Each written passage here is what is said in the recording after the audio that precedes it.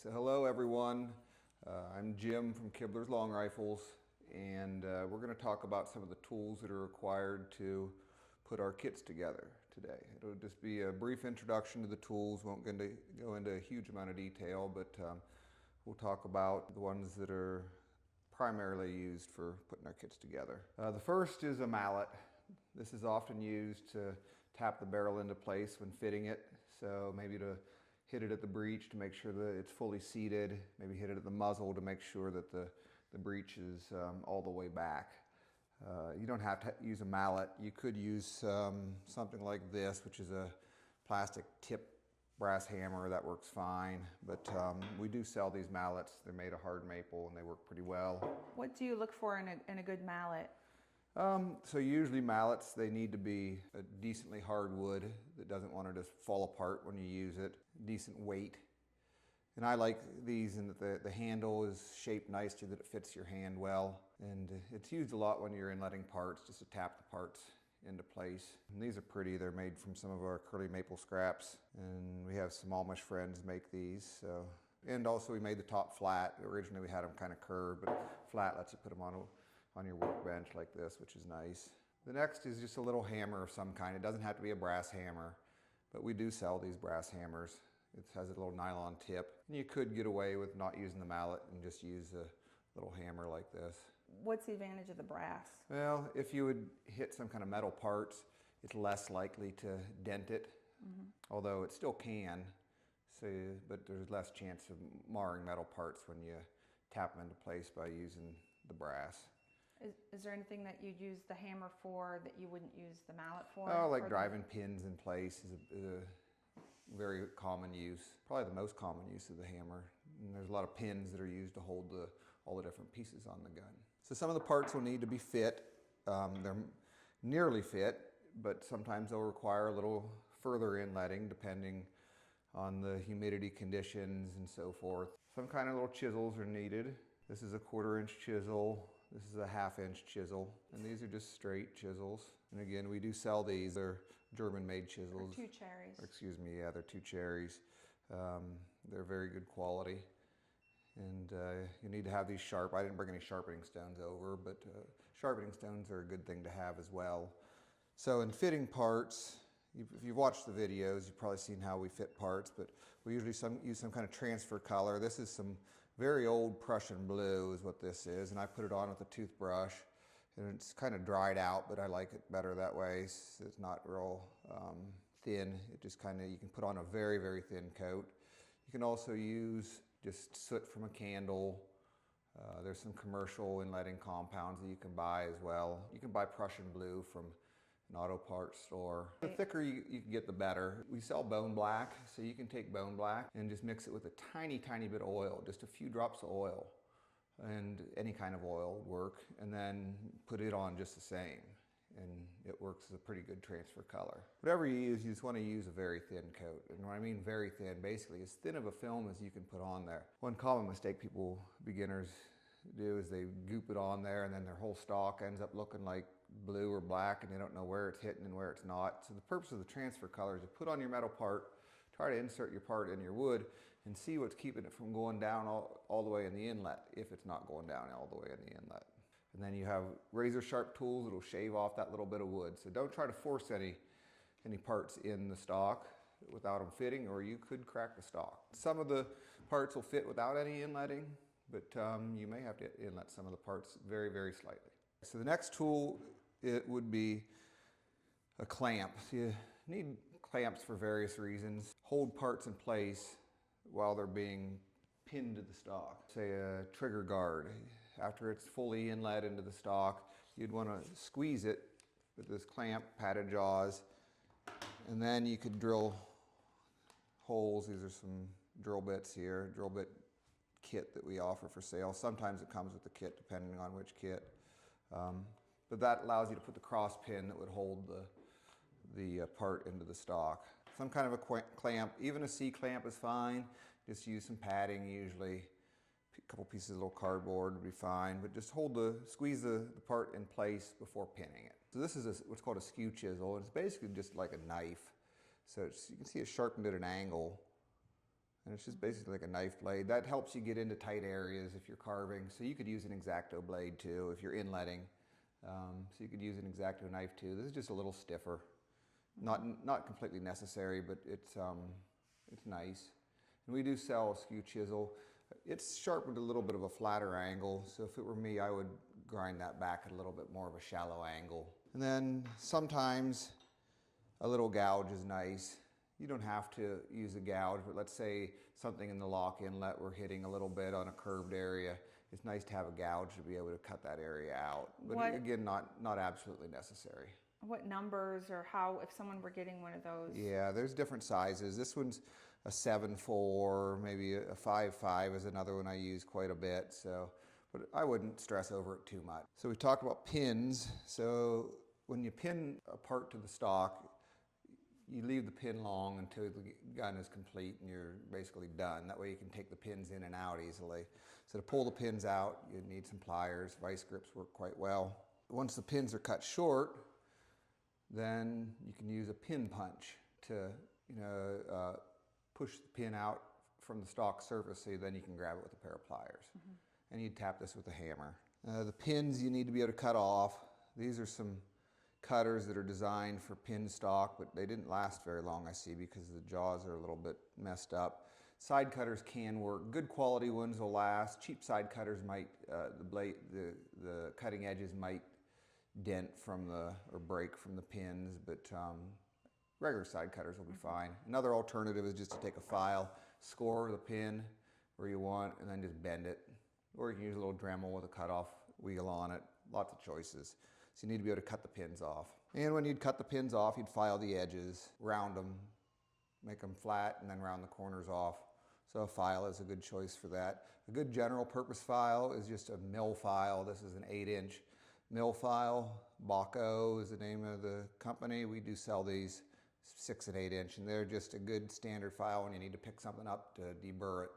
When you take the pins in and out, they can catch the wood if it's isn't rounded well, and can cause chip outs.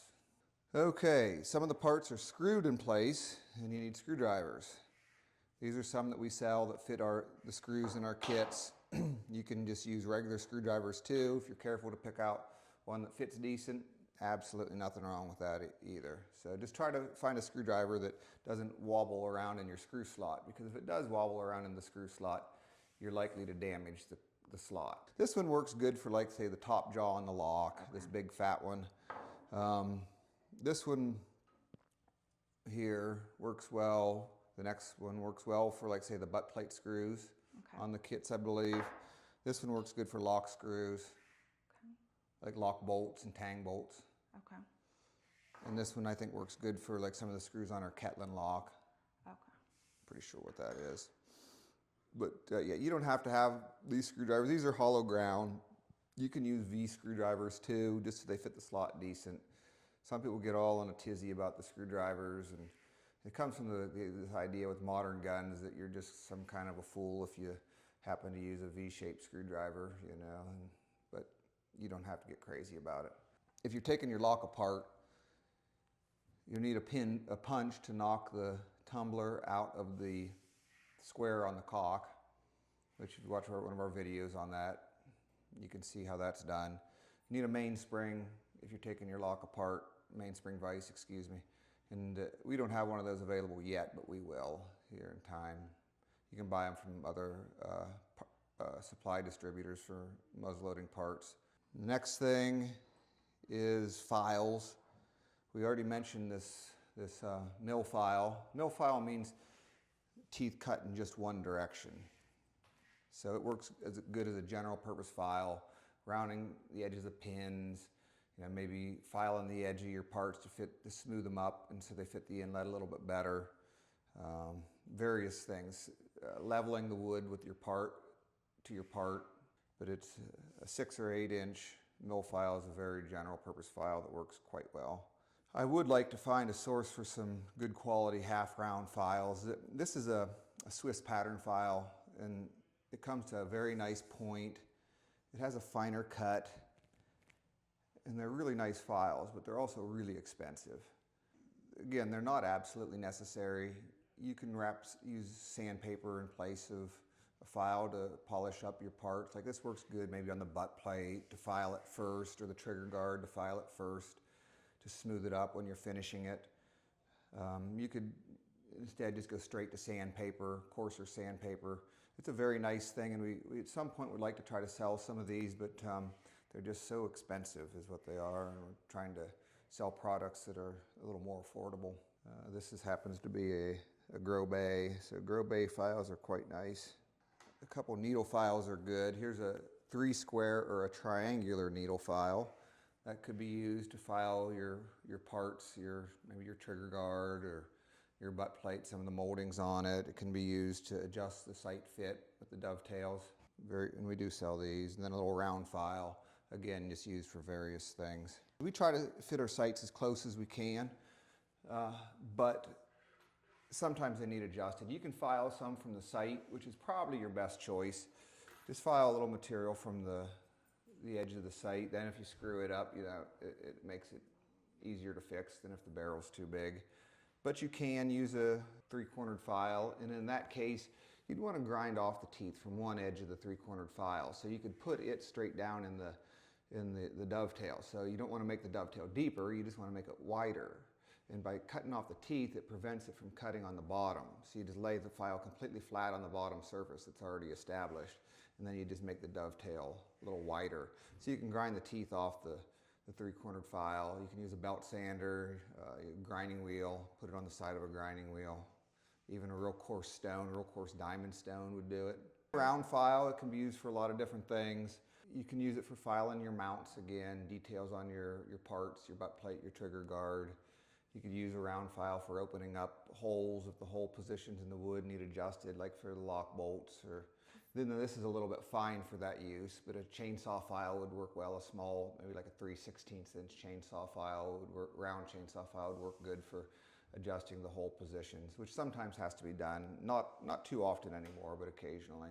For further finishing the stock, you'd want to use sandpaper, and just try to use a decent quality sandpaper, usually up to about 320 grit. So maybe start at, say, 150 grit up to maybe 320 grit, 150, 220, 320 would be a good choice. That's for sanding the wood, and we do sell this stuff. This is Mirka, which is a real nice brand, but there's other great sandpaper brands too, so it's not too critical. And then the same thing goes with wet dry sandpaper for polishing the metal up. You can start fine. Usually either start with something like, say, 100 grit, maybe 120 grit, and then work up to probably about 400 grit when you're polishing up metal parts. Sometimes it's nice to file them first. That's actually the best way, to file them with a fine file. Not a coarse file, or else you'll just put big scratches in that take forever to sand out. So you want to use a fine file. This is I don't know if it says what cut it is or something. Number 3, I guess, is what it is. So you can fine file them first, and then sand them with your wet dry paper. And we have this available as well. And at the end, I like to go over both the wood and the metal with Scotchbrite. It works pretty good to kind of even out the finish and smooth it out a little bit further. And those are some of the main tools. A vise is a very good tool to have. We used to sell vices, and we probably will at some point again. But a vise is kind of important to be able to hold the stock steady while you're working on it. If you go like on Amazon, you can see what are called parrot vices. They work pretty good, so that'd be a good choice. There's also what's called patternmakers vices that have a swiveling jaw that you can find on Amazon that aren't too bad as well. I just kind of tried to think about it yesterday, and I think these are the main tools that you would need to put the kit together. And you could even do it with less. Mm-hmm. Some of these tools would be kind of optional. You need some kind of a striking thing, like a hammer. At least one chisel would be a good thing. You'd need a drill. You could use a hand drill if you wanted to. You need a clamp, and a pair of pliers, cutters of some kind, screwdrivers, at least one file, and then sandpaper, a vise. Are there certain tools that you could take out for the woods runner fowler? You might not have to do any drilling on the woods runner or the fowler. I think all the pinholes are taken care of on that, so there's no drilling required, so you could eliminate your drill actually on the woods runner and fowler. What about your dowel pin? Yeah, the this dowel rod little you dowel do? rod is used to knock sights in and out, or tap parts in your stock. Let's say you want the front of the trigger guard, you could tap it in. So it just kind of prevents you having to hit directly on your part. And it works well for tapping sights in and out of the dovetails. Your ramrod supply is probably a little long, except for the Fowler. It's cut to length, but all the other kits, the ramrod would be a little long, and you could cut a little piece off if you'd want to use as a little tapper. One difference between our kits and others that are available is you can put them together with relatively few tools, as you can see, because they're so well finished and so completely finished. You know, to put some other kits together, it may take a huge number of more tools in order to have success. I've had people put them together on their kitchen Yep, table, we have. or people with injuries. And, Yeah, handicapped people. So So I'd say, don't be too fearful. Don't worry too much. If you think you want to do it, I'd say go for it. It doesn't require that many tools, and if you just take your time, you'd have great success.